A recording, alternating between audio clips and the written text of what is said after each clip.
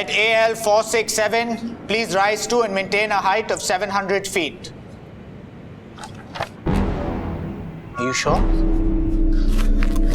Flight AL 467, please turn around and come back immediately. We have just got information that there might be a bomb on board your aircraft. I repeat, there might be a bomb on board your aircraft. Please return immediately. We have arranged for military personnel, we have arranged for medical services, all waiting for you on your arrival. Please return immediately. I want the runway shut down. I want all the flights diverted to Chandigarh in the next 10 seconds. No traffic in or out of here. I want to see this. इसे zoom करो। Sir, confirm news है। Collar ने 5 flight में बम की warning दी है। जिन flights का take off नहीं हुआ है उन्हें रोक लो। जो टेक ऑफ कर चुके हैं उन्हें वापस बुला लो। सभी एयरक्राफ्ट्स को सिक्योरिटी बे में पार्क करो और जल्द से जल्द हर पैसेंजर्स को फ्लाइट से निकालो। 632 लोगों की जान खतरे में। Now do it fast, come on. Sir, पिछले 1 घंटे के सीसीटीवी फुटेज दिखाओ मुझे। Come on, hurry up. आतंक और दहशत के साए में जी रहे हैं हम। कहीं भी, कभी भी, किसी भी जगह पर आतंकवाद दस्तक दे सकता है। रेलवे स्टेशंस पर, ट्रेन्स में, हवाई जहाज में, 5 स्टार होटल्स में, सब जगह पर। जनवरी 2015 एक और टेरर अटैक की खबर आई। इस बार अलग अलग एयरलाइंस के 5 हवाई जहाज निशाने पर थे। 1000 पैसेंजर्स की जान खतरे में थी। लेकिन कहानी सिर्फ यहीं तक सीमित नहीं थी। अभी बहुत कुछ था जो सामने आना बाकी था।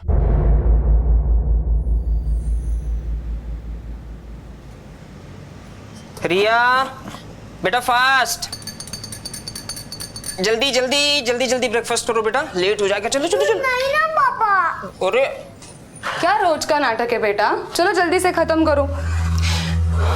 Good morning Suju. Good morning. तबीयत ठीक है ना? नहीं, रात देर से आंख लगी थी। ब्रेकफास्ट नको, बाद में कर लूंगी। क्या हुआ सुजू? छुट्टी ले लो। तबीयत ठीक नहीं है? नहीं नहीं, उसकी कोई जरूरत नहीं। मम्मा मेरे साथ नाश्ता करो ना। हाँ बेटा, तुम खा लो, मैं आती हूँ। रिया, रिया बेटा, मम्मा बिजी है ना, और हमें स्कूल भी तो जाना है। स्कूल जाके बहुत सारे गेम्स भी तो खेलनी है, जिसके लिए बॉडी भी तो। तुमने अभी तक दूध खत्म नहीं किया। जल्दी जल्दी जल्दी जल्दी पकड़ो पकड़ो पकड़ो, fast fast fast fast. Riya, finish your milk. अरे हो गया मम्मा, रिया तो फर्स्ट नंबर आ गई। चलो चलो जल्दी जल्दी जल्दी जल्दी। Very good. सुजाता, तुम भी तैयार हो जाना। हाँ, आधे घंटे में तुम्हारे स्टूडेंट्स आते ही होंगे। हाँ हाँ। Bye bye bye bye. चलो चलो बाय बाय। चलो चलो चलो जल्दी जल्दी जल्दी, लेट हो जाएगा।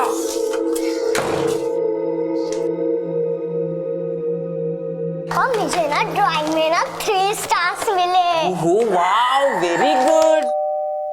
देखो तो, लुकिंग नाइस।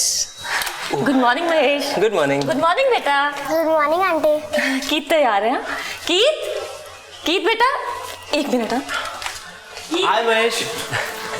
हाय। सॉरी अगेन यार, वैसे आज मेरा टर्न था बच्चों को स्कूल ड्रॉप करने का।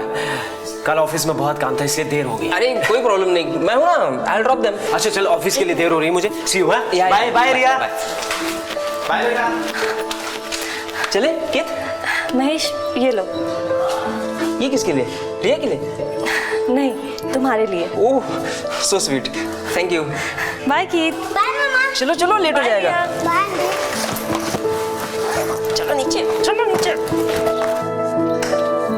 बैठो जल्दी, बैठो जल्दी।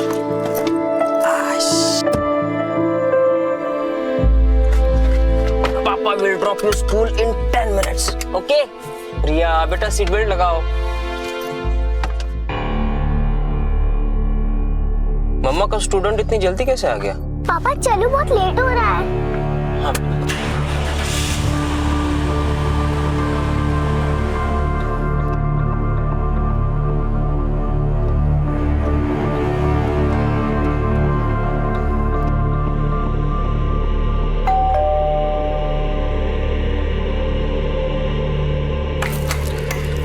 Good morning. आज जल्दी बुला लिया मुझे आपने।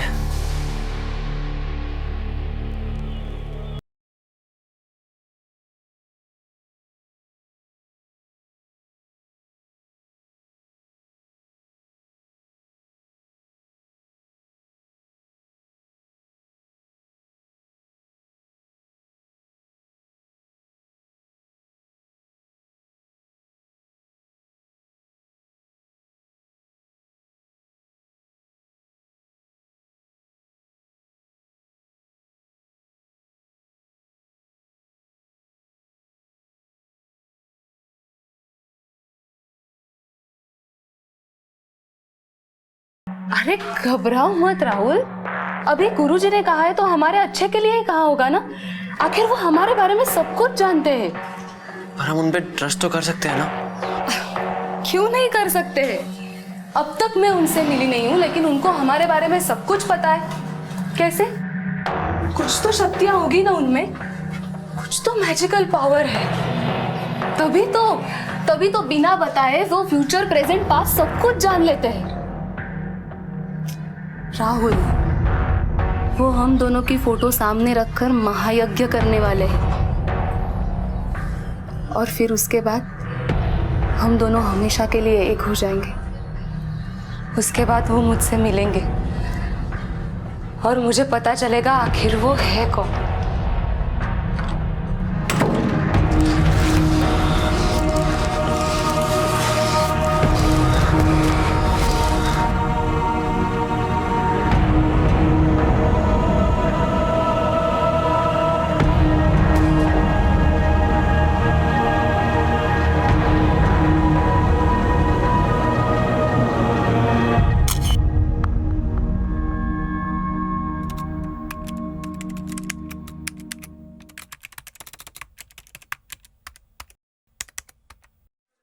मम्मा, मेरे लिए केक बनाओगे? मुझे केक खाना है मम्मा।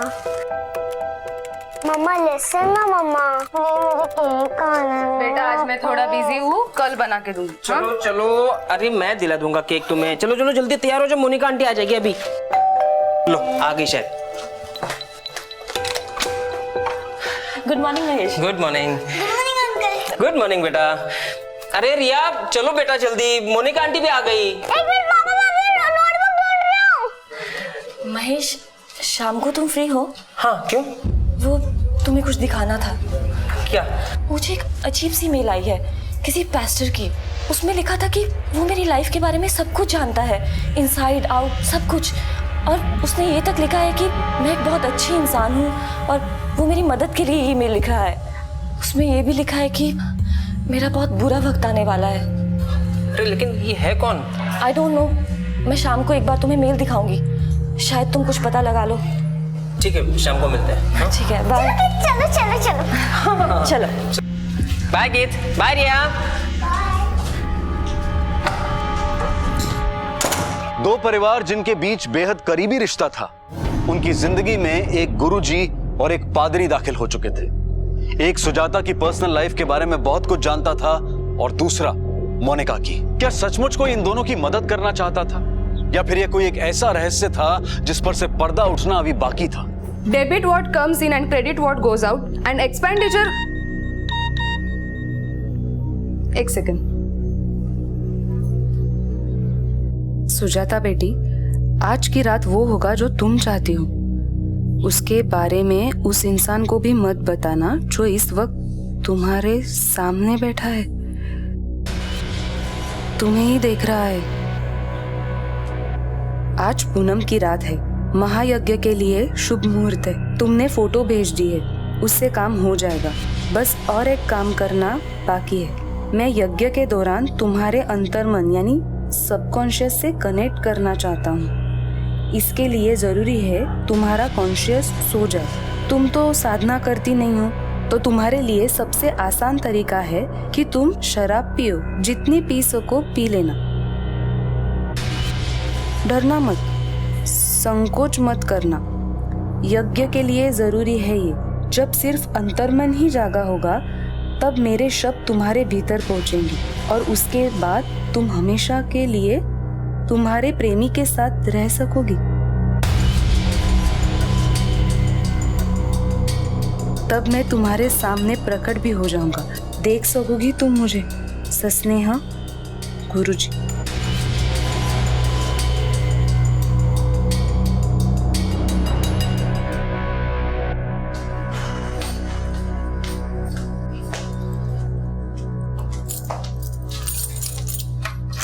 इस हसीन रात को रंगीन करता हुआ एक और गाना सुनिए जिसे सुन के आप नाचने पर मजबूर हो जाएंगे। ओनली रेडियो चैंपियन पर। हर गाने का अपना अलग ही रिया मजा बेटा होता है। कितना लेट हो गया है। मिजाज चलो होता चलो है। चलो चलो सोने। पापा आपको एक प्यारी सी अच्छी सी कहानी सुनाएंगे। मम्मा,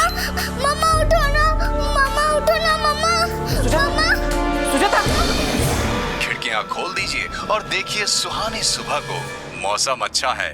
दिन की शुरुआत एक रोमांटिक गीत के साथ ओनली रेडियो चैंपियन पर। दिन की शुरुआत एक रोमांटिक गीत के साथ नहीं हुई थी, बल्कि घर में एक लाश पड़ी हुई थी और महेश अपने आप को कोस रहा था कि उसने पिछली रात को अपनी पत्नी को शराब पीने से रोका क्यों नहीं। रात के किस पहर में मौत दाखिल हुई और कैसे?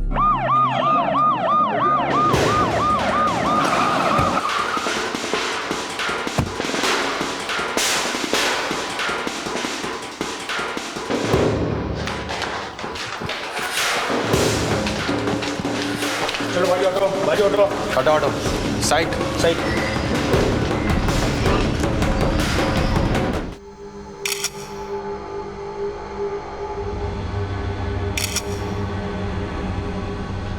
पूरे घर की तलाशी लो। महेश महेश संभालो अपने आप को, बी ए मैन यार। मोनिका महेश के लिए थोड़ा पानी ले आओ। महेश अपने इमोशंस को कंट्रोल करो। अब जो होना था सो हो गया।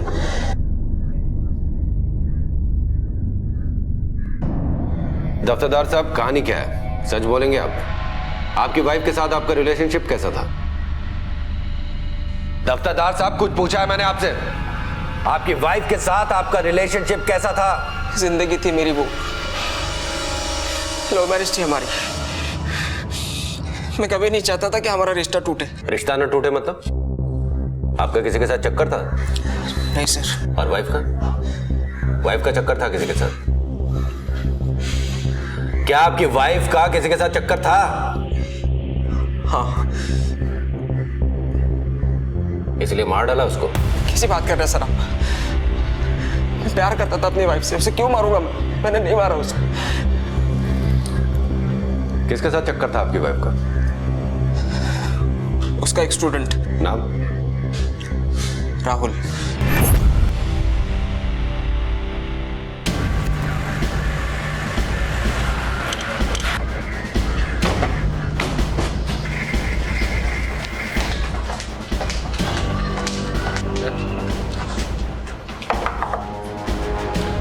राहुल सर। चल। लेकिन कहाँ सर? पकड़े। मैंने कुछ नहीं किया सर, मेरी बात तो सुनिए।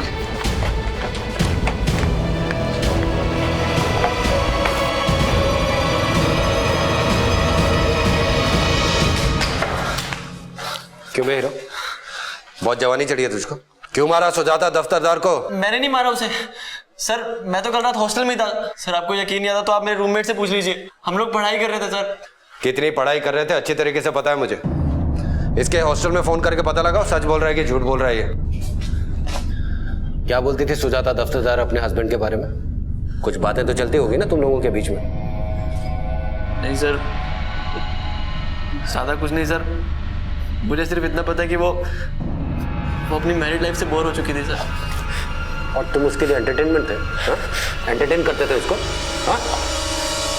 चल सीधे सीधे बोल, अपने हस्बैंड के बारे में क्या बोलती थी वो? ज्यादा कुछ नहीं सर। सर प्लीज सर, आप ये सब बातें किसी को नहीं बताइएगा सर, मेरा करियर बर्बाद हो जाएगा सर।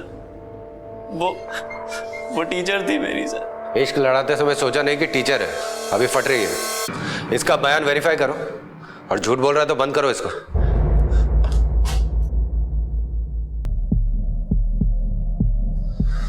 प्रिया बेटा, देखो डरने की जरूरत नहीं है। मैं आपसे सिंपल से सवाल पूछूंगा। अच्छा बताओ, कल रात को क्या हुआ था? बोलो बेटा, बोलो। प्रिया बेटा, कल रात को जब आपके पापा घर पे आए तो आपकी मम्मा क्या कर रही थी? मम्मा ड्राइंग कर रही थी, मैं ड्राइंग कर रही थी। फिर पापा आए, फिर मुझे बेडरूम में लेकर, फिर उन्होंने बोला कि मम्मा भी बहुत अपसेट है, हम मम्मा से सुबह बात करेंगे। फिर उन्होंने मुझे स्टोरी सुनाई, फिर मैं सो गई। पापा रात को उठकर कहीं गए थे? ये पापा तो मेरे पास ही सोए थे, मैंने उनको जगाया था। पापा, पापा, सुबह उठकर जब आपके पापा ने आपकी मम्मा को उस हाल में देखा तो क्या किया? नाना जी को और डॉक्टर अंकल को बुला लिया। डैडी जल्दी घर पे आइए डैडी। डॉक्टर साहब। थैंक यू बेटा।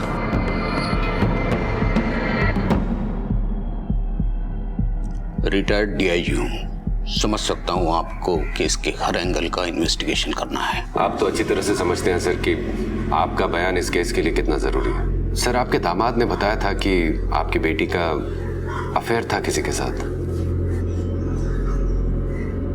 हाँ, पता चल गया था मुझे। महेश तो छुपा रहा था, लेकिन एक दिन मुझे पता चल गया। मैं अपने बेटी से मिलने गया था। इतनी बड़ी बात तुमने मुझसे छुपाई महेश? डैडी भी हस्बैंड वाइफ के बीच की हर एक बात तो मैं आपसे डिस्कस नहीं कर सकता ना। आने दो उसे घर। बाप के हाथ का थप्पड़ नहीं खाया उसने बरसों से। नहीं डैडी, आप ऐसा कुछ भी नहीं करेंगे। डैडी चीजें बिगड़ जाएंगी। लेकिन महेश, डैडी शर्म तो मुझे भी आती है, गुस्सा भी आता है, लेकिन रिया को देख के चुप हो जाता हूँ। 40 साल पुलिस में था, क्या क्या नहीं देखा। तरह तरह के केसेस देखे मैंने, लेकिन कभी ये नहीं सोचा था कि अपनी ही बेटी के अफेयर के बारे में सुनना पड़ेगा। महेश, तुम डिवोर्स दे दो सुजाता को। नहीं डैडी, मैं ऐसा नहीं कर सकता। उसको सबक भी तो मिलना चाहिए। रिया का क्या होगा? डैडी, रिया को जितनी मेरी जरूरत है उतनी उसकी माँ की भी। डैडी, सुजाता बहक गई है, एक ना एक दिन उसे अपनी गलती का एहसास होगा, और मैं उसी दिन का इंतजार कर रहा हूँ। प्यार करता हूँ मैं उससे। अपनी बेटी को तो अच्छी तरह से जानता हूं मैं। खुद पे जरा भी कंट्रोल नहीं था उसका। जो चाहती थी वो करती थी।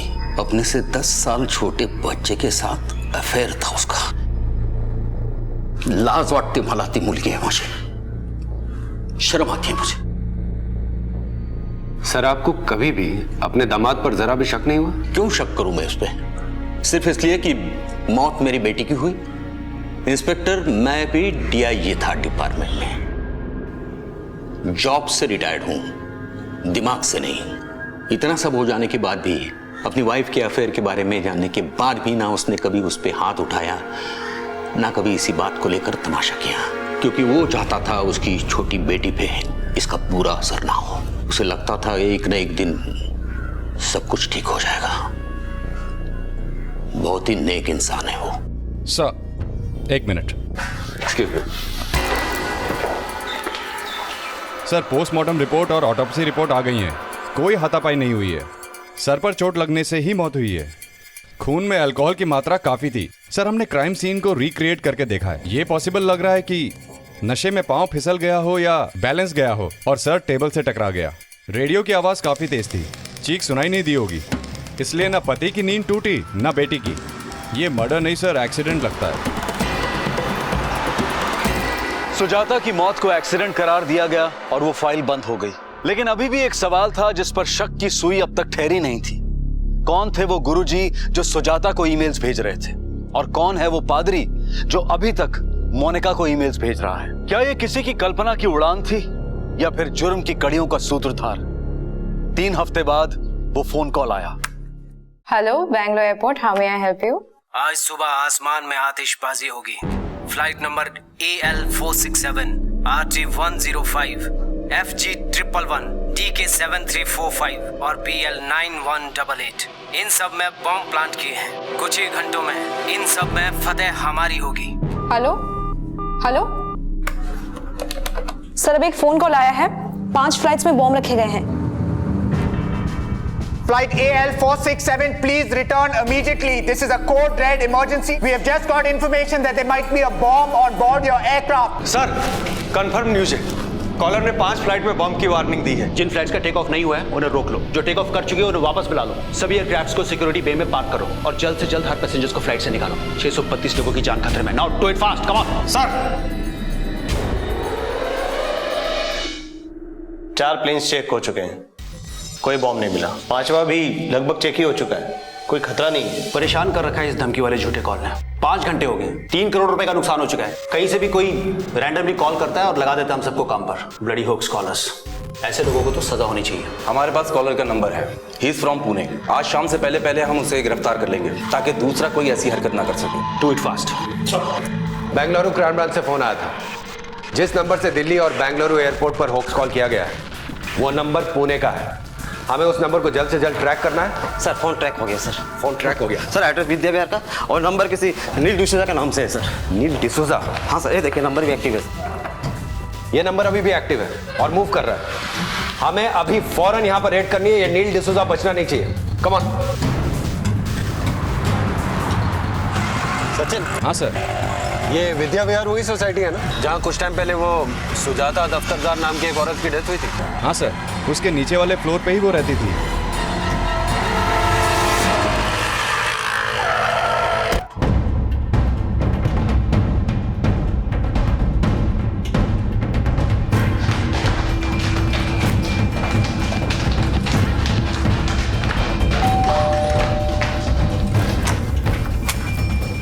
नील डिसूजा कहाँ है? सर बात क्या है? हटो। अरे सर आज बेंगलुरु और नई दिल्ली एयरपोर्ट पर बॉम्ब रखे जाने के एक फोन कॉल आने से काफी हड़कंप मचा। 5 फ्लाइट्स की तत्काल लैंडिंग कराई गई और उनकी जांच की। नील डिसूजा जी? हाँ, मस्ती चढ़ लिया है। हाँ? अभी उतारते मस्ती। फोन दे अपना। फोन दे। फोन कहाँ है? सर आखिर हुआ क्या है बताइए तो सही। इसी फोन से फोन किया था ना तुमने? हाँ? इसी से किया था? सर आखिर मैडम, आपके हस्बैंड ने एयरपोर्ट पे थ्रेटनिंग कॉल किया है कि फ्लाइट में बॉम्ब है। न्यूज़ नहीं देखी आपने? और कोई फोन है तुम्हारे पास? और कोई फोन है? मेरे पास यही फोन है सर। मैडम आपका फोन दीजिए। सर मेरी समझ में कुछ नहीं आ रहा है, आप क्या कह रहे हैं? सर बेडरूम में कुछ नहीं मिला। किचन में देखो। ओके।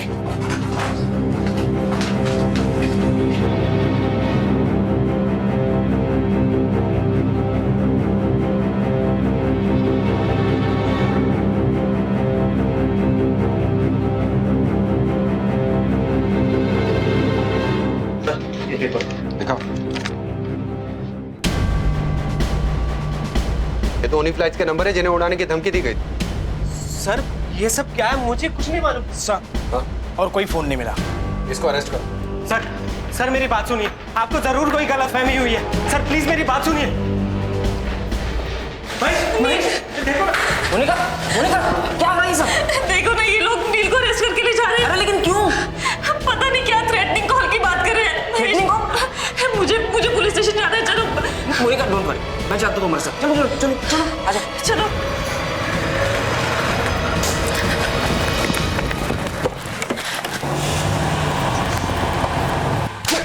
चल अभी मुझे सच सच बता, क्यों फोन किया था दिल्ली और बेंगलुरु एयरपोर्ट पे? कौन से टेररिस्ट ग्रुप को बिलोंग करते हो? सच सच बताओ मुझे। सर मैं सच कह रहा हूँ, मुझे कुछ नहीं पता। आप कौन सी थ्रेट कॉल्स की बात कर रहे हैं? कौन सा फोन? मेरी तो कुछ भी समझ में नहीं आ रहा है। ये देख, ये पेपर तेरे घर से मिला है जिसमें उन फ्लाइट के नंबर से जिन्हें थ्रेटिंग कॉल किया गया था। और ये वो 2 फोन हैं जो तुम्हारे घर से मिले हैं, तुम्हारे और तुम्हारे वाइफ के। लेकिन इसमें वो नंबर नहीं है जिससे थ्रेटनिंग कॉल किया गया था। वो नंबर था 44666772। वो नंबर कहाँ है और वो सिम कार्ड कहाँ है? कौन सा फोन, कौन सा सिम कार्ड? मेरा और मेरी वाइफ का फोन तो आप ले चुके हैं। मैं किसी फोन के बारे में कुछ नहीं जानता। वेस्ट मत करना। सर ये देखिए। क्या है?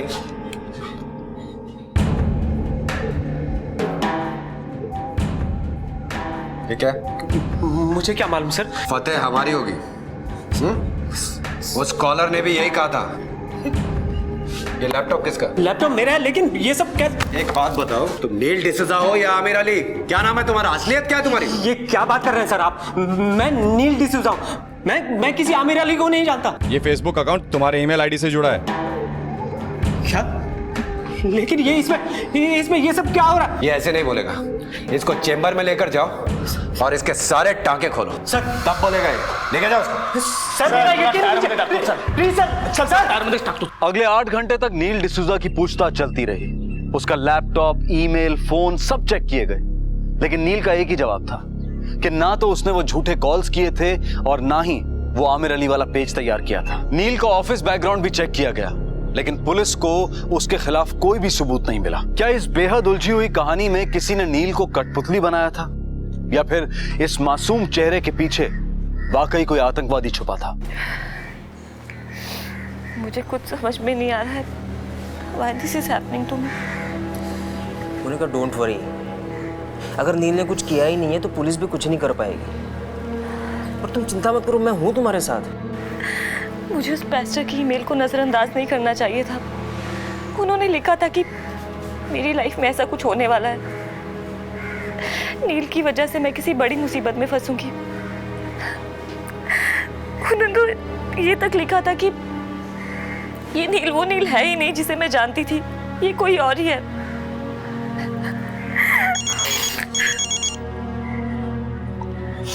डैडी का फोन है, मैं जरा बात कर लेता हूँ। ना वो फोन मिल रहा है ना सिम कार्ड। नील भी कुछ नहीं बोल रहा। एक बात मेरी समझ में नहीं आ रही कि अगर नील ने वो फोन किए थे तो वो घर बैठ के हमारा इंतजार क्यों कर रहा था? उसे तो पता होना चाहिए ना कि पुलिस उसकी लोकेशन ट्रैक कर लेगी। या तो वो बहुत शातिर है या फिर बेवकूफ। साहब एक मिनट साहब, इकडे बघा। नील का जो नंबर ढूंढ रहे हैं और जिसे बम ब्लास्ट की खबर दी थी, उसका ट्रैकिंग सॉफ्टवेयर सिग्नल ऑन दिखा रहा है। हाँ, और लोकेशन तो पुलिस स्टेशन बता रहा है। हाँ, इसका मतलब वो फोन यहीं कहीं है, लेकिन कहाँ? एक काम करो, तुम नील की वाइफ को फिर से चेक करो। मैम, एक सेकंड प्लीज।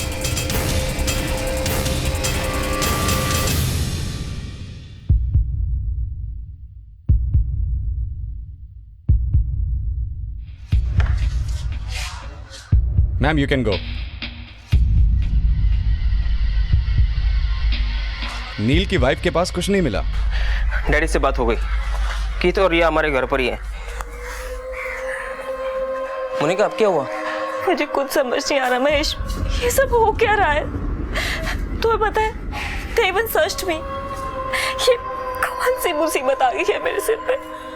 ऐसे रोने से क्या होगा? कुछ नहीं होगा, तुम्हारी तबीयत खराब हो जाएगी और कुछ नहीं। तुमने कुछ खाया भी नहीं है। मैं तुम्हारे लिए कुछ खाने के लिए लेकर आऊं? तुम रुको, मैं कुछ लेकर आता हूं। सर, ये देखिए, ये फोन तो पुलिस स्टेशन के बाहर जा रहा है।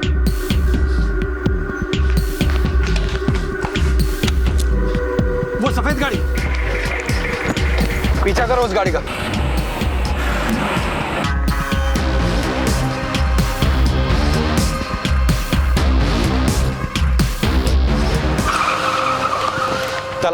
तलाशी लो इसके। बाहर आओ। फोन कहाँ है? क्या सर? कौन सा फोन सर? सर, फोन नहीं है। कहाँ है वो फोन? सर, कौन सा फोन? वही फोन जिससे बॉम्ब ब्लास्ट की धमकी दी गई। कहाँ है वो फोन? सर, कौन? मैं अभी पता चल जाएगा।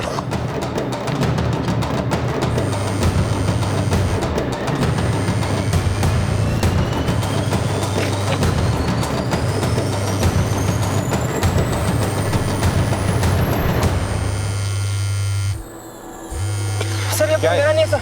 नील ने रखा होगा। नील ने रखा होगा। सर, मैंने कुछ नहीं किया सर। चलो।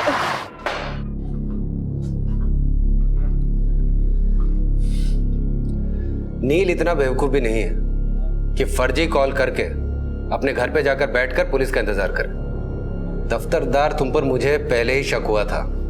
जब तुम्हारी बीवी की मौत हुई थी उस समय तो तुम्हारे खिलाफ कोई सबूत नहीं मिला, लेकिन अभी मेरे अंदर का पुलिस वाला बोल रहा है कि सबके पीछे तुम्हारी साजिश है। क्यों फंसाया तुमने नील को? देखिए, आप मुझे फंसा रहे हैं। आज तो तुम गए हो दफ्तरदार, उस फोन को अपने पास रख। कौन सा फोन? वो फोन नील ने रखा होगा मेरी गाड़ी में। देखो दफ्तरदार, अभी मुझे सब सच सच बोल दो, वरना थोड़ी देर में तुम्हारी सारी कुंडली मेरे पास आने वाली है, और फिर मुझे सच नहीं बोला तो अपने तरीके से बुलाऊंगा। ये लो, आ गई तुम्हारी कुंडली छप के। आईटी प्रोफेशनल हो तुम, और अभी 6 महीने पहले ही तुम नील की बिल्डिंग में रहने आए थे। तुम और मोनिका स्कूल और कॉलेज में साथ साथ पढ़े हो। सर, ये आर्मी रैली वाला मेल भी इसमें है। नील के और मोनिका के सारे मेल डिटेल्स इसमें हैं। अब तो मेरे ख्याल से थप्पड़ मारने की भी जरूरत नहीं पड़ेगी। तुमने ही फंसाया ना नील को? मैंने फंसाया नील को। कैसे? उनके घर की एक चाबी हमारे घर में रहती थी। हाँ, ठीक है, कोई बात नहीं, आप आ जाना।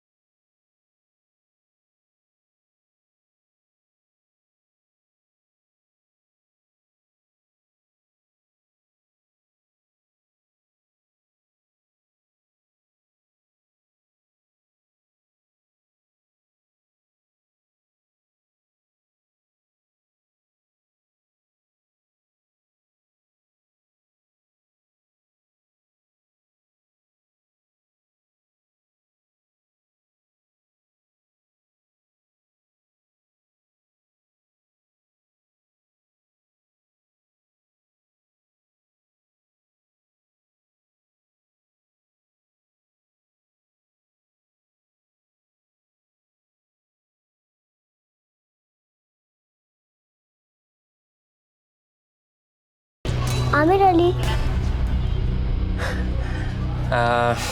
वो क्या है ना बेटा, अंकल को बहुत सारा काम होता है तो मैं ना उनकी हेल्प कर रहा हूँ। जाओ आप खेलो।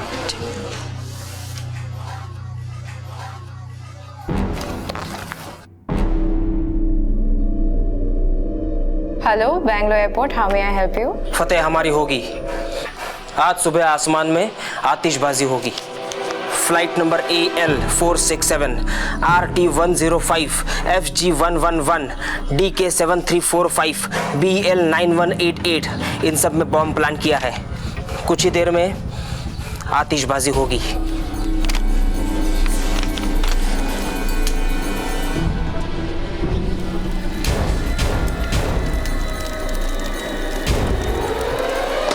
सर ये देखिए, महेश के लैपटॉप में क्या है, एक मेल अकाउंट है, godblessmychild@email.com। ये मेल पर ये तस्वीरें आई थी। कमाल है, तुम अपने ससुर को खुद बताते हो कि तुम्हारी बीवी का किसी के साथ अफेयर चल रहा है। अपनी बीवी से बोलते हो कि तुम उससे बहुत प्यार करते हो, और फिर अपनी बीवी और उस लड़के राहुल की नेकेड तस्वीरें अपने लैपटॉप पे रखते हो। गलती की उस रिटायर्ड DIG की बात पे भरोसा करके। अब बताओ ये सब चक्कर क्या है, बोलो। मैं जानता था मेरी वाइफ का किसी के साथ अफेयर चल रहा है, और इसीलिए मैंने एक प्लान किया। सुजाता बेटी, आज की रात वो रात है, उसके बारे में उस इंसान को भी मत बताना जो इस वक्त तुम्हारे सामने बैठा है। आज पूनम की रात है, तुम तो साधना करती नहीं हो, तो तुम्हारे लिए सबसे आसान तरीका है कि तुम शराब पियो। अभी 15 मिनट बाकी हैं, और एक ड्रिंक ले सकती हो तुम। तुम कैसे जानते हो महायज्ञ के बारे में? गुरुजी ने मुझे भी ईमेल्स किए थे, उनमें तुम्हारी एक तस्वीर भी थी तुम्हारे स्टूडेंट के साथ। बस कपड़े नहीं थे दोनों के बदन पे। तुम्हें ये भी पता है? हाँ, सिर्फ मुझे ही नहीं, तुम्हारे डैड को भी पता है। तुम्हारी ऐसी तस्वीर देखकर बहुत शर्मिंदा हुए। तुम्हें पता है गुरुजी कौन है? हाँ? गुरुजी ने कहा था ना, महायज्ञ के बाद वो प्रकट हो जाएंगे। बस गुरुजी प्रकट हो गए। तुमने मुझसे ये सब क्यों किया तुमने? पहले अपनी बीवी के साथ, फिर नील के साथ। आखिर तुम चाहते क्या थे? मोनिका, प्यार करता था मैं उससे। हाँ, हम दोनों एक साथ एक ही कॉलेज में पढ़ते थे। वो भी मुझ में इंटरेस्ट दिखाती।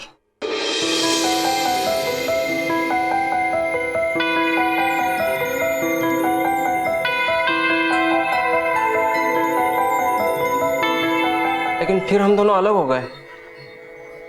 उसकी भी शादी हो गई, मेरी भी शादी हो गई। मुझे लगा मैं उसे भूल जाऊंगा, लेकिन नहीं भुला पाया। लेकिन एक दिन अचानक मुझे वो फेसबुक पे दिखी, और जैसे भूचाल आ गया। एक दिन अचानक मुझे वो फेसबुक पे दिखी।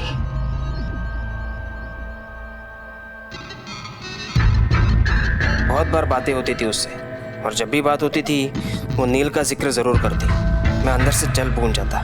मैंने मेरी वाइफ को बताया कि पूना में एक अच्छा जॉब है।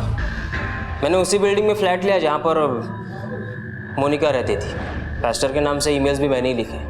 मैं चाहता था कि मोनिका उसके हस्बैंड को छोड़ दे, लेकिन वो ऐसा कर नहीं पा रही थी। लेकिन मुझे ऐसा लग रहा था कि उसके दिल में अभी भी मेरे लिए वही फीलिंग्स हैं। महेश, ये लो। ये किसके लिए? रिया के लिए? नहीं, तुम्हारे लिए। मेरे लिए? हाँ, मैंने बनाया है। आई नो तुम्हें प्लम केक बहुत पसंद है ना? सो स्वीट, थैंक यू। लेकिन नील और सुजाता की वजह से वो आगे कदम नहीं बढ़ा पा रही थी। 3 साल से मेरी प्लानिंग चल रही थी। तुम्हारा प्लान नहीं, बेवकूफ़ी थी। वो कभी कामयाब नहीं होता। वो फोन तुमने अपने पास रखा, वो भी ऑन, ये तुम्हारी दूसरी बेवकूफी थी, और तुम्हारी तीसरी और सबसे बड़ी बेवकूफी ये थी कि तुमने सोचा कि पुलिस बेवकूफ है। मिस्टर महेश दफ्तरदार, ऐसा कोई जुर्म नहीं जो अपने पीछे कोई सुराग न छोड़ जाए। तुमने मोनिका को पाने के खातिर एक कत्ल किया। ना सिर्फ अपनी जिंदगी बर्बाद की, बल्कि अपनी बेटी की जिंदगी भी बर्बाद की। अब तुम्हारी बेटी के सर पे ना तो मां का साया रहेगा और ना ही बाप का।